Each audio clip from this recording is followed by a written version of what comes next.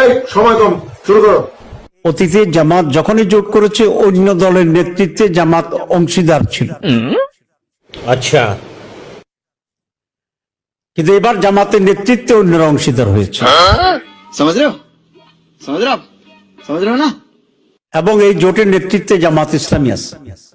কাম সেরে ফেলেছেন ভাই, আপনি কাম সেরে ফেলেছেন, একদম বাম্পার মারছেন এবার।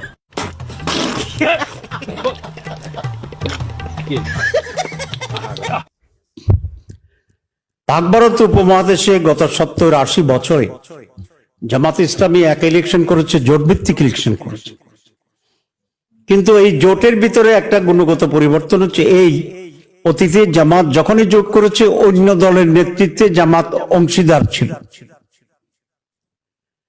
কিন্তু এবার জামাতের নেতৃত্বে অন্যরা অংশীদার হয়েছে।